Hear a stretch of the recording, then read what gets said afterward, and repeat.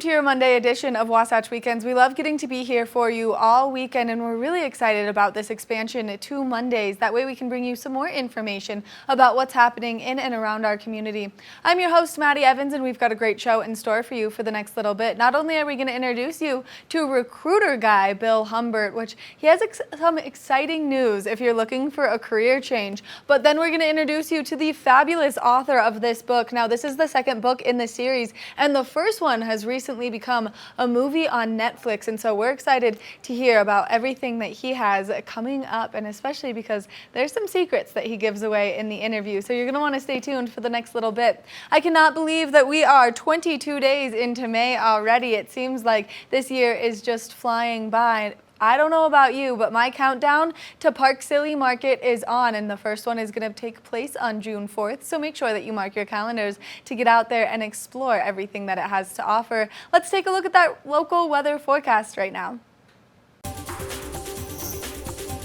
This weather report is brought to you by Sun and Ski Sports, your new mountain sports headquarters.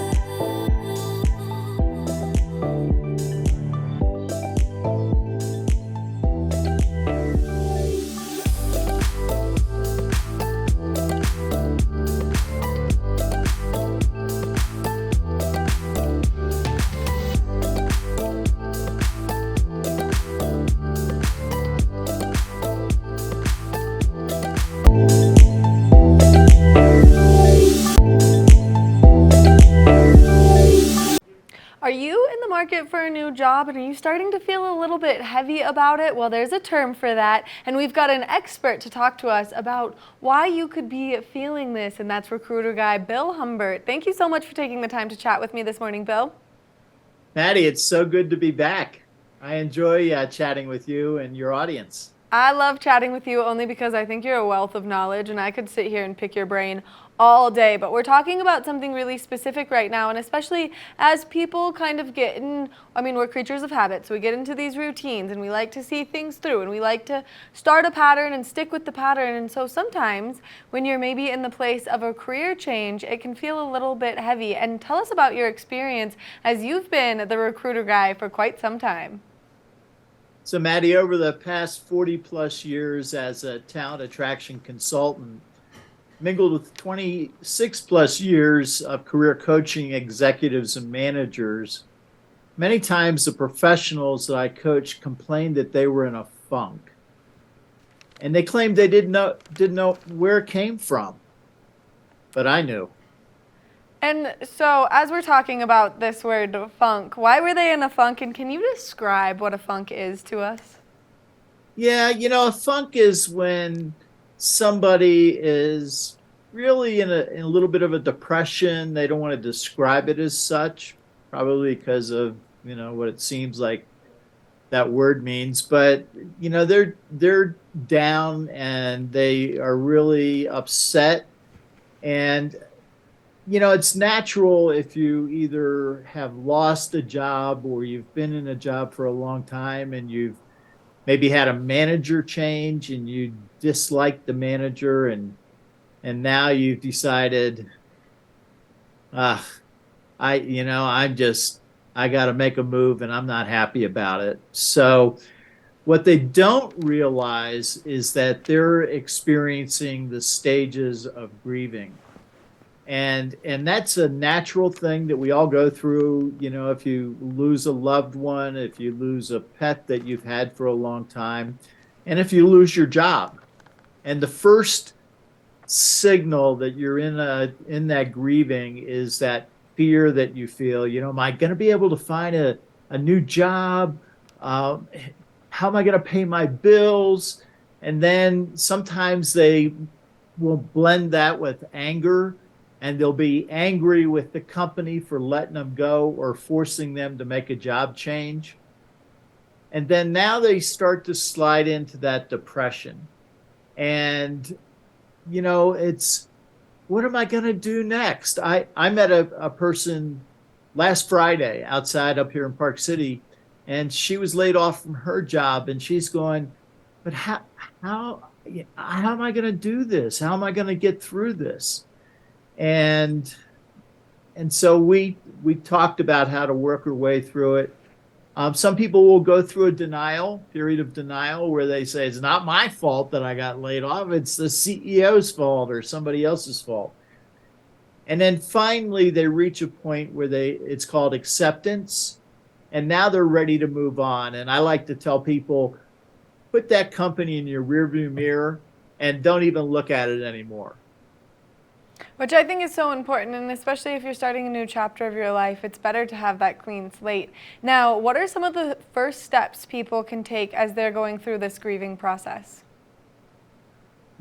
In my book, Expect Success, The Science of the Over 50 Career Search, my suggestion is to pick up a sheet of legal paper. Now, I want the legal paper because it's longer, not the short paper, and put professional on one side, make one column professional and personal on the other, and write professional and personal on the top.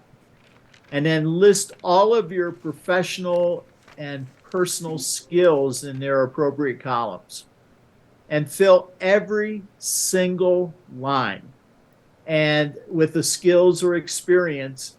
And some will blend over between both sides. Some will be, depending what you're doing. If you are a chef, then you're probably naturally going to have chef over there on the personal side as well as the professional side. But if you're not a chef, then maybe empathetic. If you're empathetic, you're going to be empathetic naturally on the personal side and on the professional side. But list everything that you feel is one of your skills or one of your positive experiences that you bring to a company. Now, all of us have a skill or experience that we don't want to do again. And there might be more than one. And so go back through both columns and put an asterisk next to the skills that you enjoy doing or the experience that you enjoy having, and do that through both columns. And when you get finished with that, the next step is really important. Create a story based on your experience that demonstrates that positive skill or experience. Now, as people are in the markets, maybe just for a new career or to make that shift themselves, why is this exercise so important for them to do? When you think about it, it really makes a lot of sense. This is a way for a person to reinforce their self-worth and improve their self-confidence, because now they're reviewing all the things that they were successful doing, and that brings those memories back that you may have lost during the earlier pieces of grieving. And the additional value of doing this exercise is that by creating these stories that demonstrate those skills and those experiences, now you're preparing for your interviews already. Now, I'm going to tell you something about your brain. Your brain enjoys doing this to you. You get all through your list, and then your brain goes 2 days later, guess what? I left a couple of them out. So your brain just does that naturally. And it's important to know that these lists are dynamic. So as your brain says, okay, there's something else I didn't want to tell you, and now I am, make sure that you add those to your list. And then put an asterisk or not, all of that experience is part of who you are. I think all of this is so beneficial, and especially for these people who are maybe not only looking to grow professionally, but this is also going to help them grow personally. Now, you mentioned this fabulous book that you have earlier in the interview, and this is your third book that you've published. Can you tell us more about it? I really love this book. And part of the reason is that with the 40 plus years of talent attraction consulting experience mingled with those 26 plus years of professional career coaching experience, who would be better than me to write this book? I'm an expert in both areas. And most times, if you go to the library and you look at career search books, most of them have been written either by writers that have written other things or by career coaches that say they're career coaches. But my experience is unique because when I recruit, I'm working directly with the managers. And I know what the managers' feelings are. I know what they're afraid of. And I know how candidates can ask the right questions to, first of all, determine for themselves that the position is the right position. But secondly, for the managers to determine that they're the right person for it. So, as the Google and Bing #1 ranked talent attraction consultant, recognize that RecruiterGuy.com business is the expert in that area as well as in the career search. So my book is written as a step-by-step guide to finding your next position. And remember, I did not and do not say that it's easy. It requires hard work and focus. But my salary negotiation script, don't tell anybody, will help you bring home the best part, more income, if you follow my script. Bill, you're such a wealth of knowledge, and it's always so fun and fascinating to chat with you. And especially as someone who loves their career, it always sparks interest in my brain to just see what other options are out there. And that's one of the coolest things about what you do. Now, if people are interested in your services, what's the best way for them to get in contact with you, whether they're a business or whether they're looking for that career change themselves? The best way to reach me is RecruiterGuy.com. And if you go to my homepage, you can see Speak with Bill and just click on that, and that'll take you to my calendar, and you can set up a time that we can talk. And we can do it on Zoom, and that way you can see me and I can see you and answer any questions that you may have, either talent attraction type questions or career search questions. Bill, thank you so much for sharing your knowledge with us, giving us this great information, and taking the time to chat with me. I think that you are such a fascinating individual, and I think that your career choice is absolutely perfect for who you are because you do it so well. Thanks, Maddie. Yeah, I think it was a great career choice. And someday I'll tell you the story about what happened in my previous job, previous to recruiting. I cannot wait to hear the story. I love getting to know where people have come from to know where they are now. So thank you again for taking the time to chat with us. Thank you. Look forward to the next time. Make sure that if you have any career questions that you reach out to the recruiter guy, Bill Humbert, because he does such a good job at guiding you through whether you are a business looking for that help in that talent attraction, or if you're an individual looking to personally and professionally grow, well then he's got some great options for you as well. We're about to take a short break, and when we come back from the break, we've got more of the show, so stay tuned.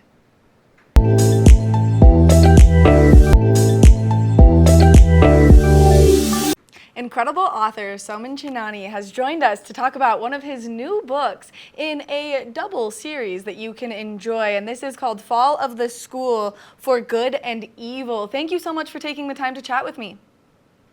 Oh, thanks so much for having me. Now, we were just talking a little bit off camera because this entire series is now becoming part of the big screen, and so we were talking about the difference of writing the book and then seeing it come to life, and you have a really cool author's perspective on that. Yeah, I mean, I think sometimes authors try to control their adaptation too much.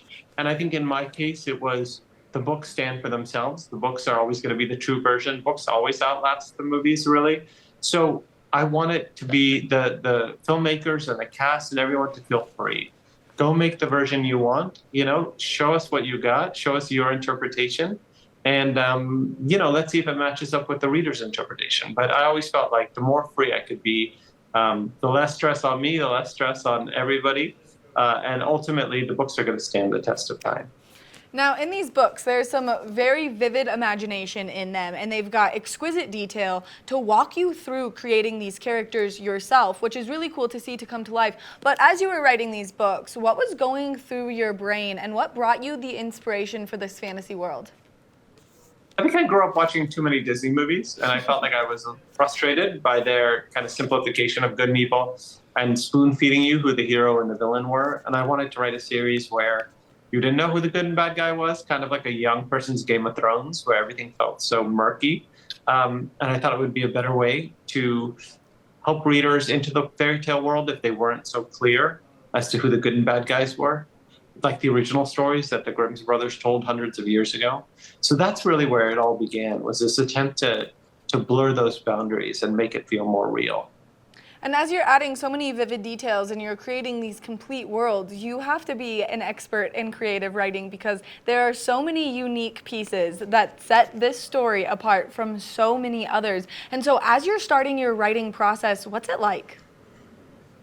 I mean, I think for me, it feels kind of like magic. You're creating something out of nothing.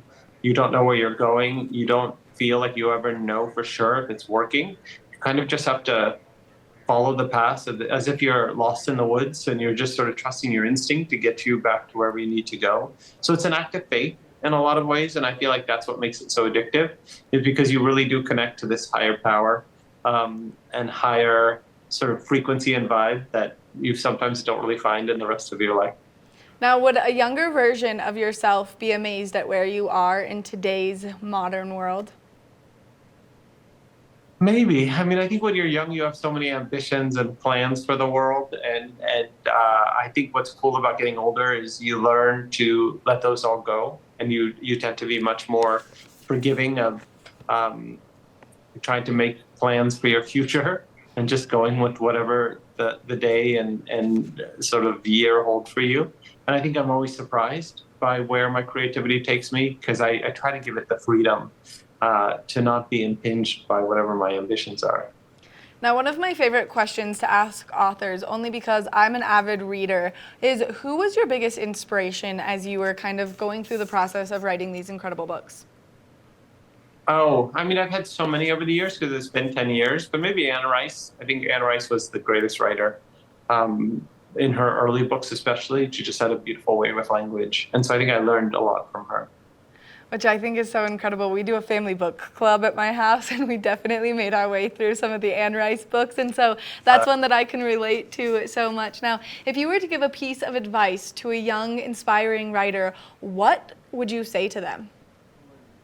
I would say keep a diary, because when you keep a diary, you have to write for yourself. There's no audience, right? You're just keeping the diary for yourself, and you have to be honest. You can't write for the audience first. You have to write for yourself. And so I'm always thinking of, okay, how I'm talking to myself when I write. I'm not talking to anybody else. And if you can be that honest and that pure, and do it just for the love of talking to yourself on the page, I think that's when you start to really get somewhere.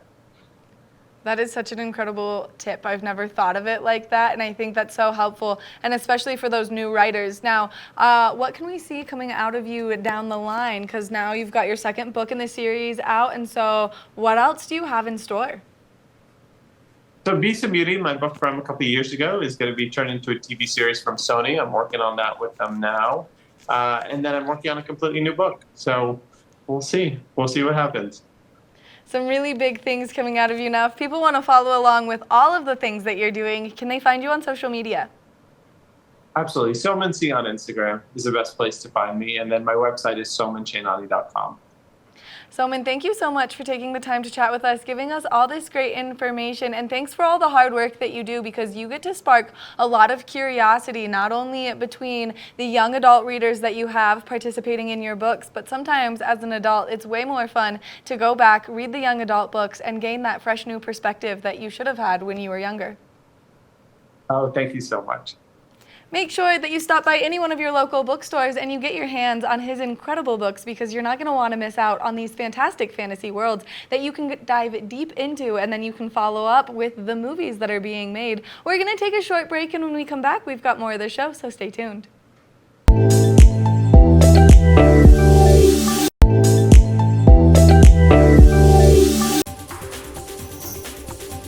This weather report is brought to you by Sun and Ski Sports, your new mountain sports headquarters.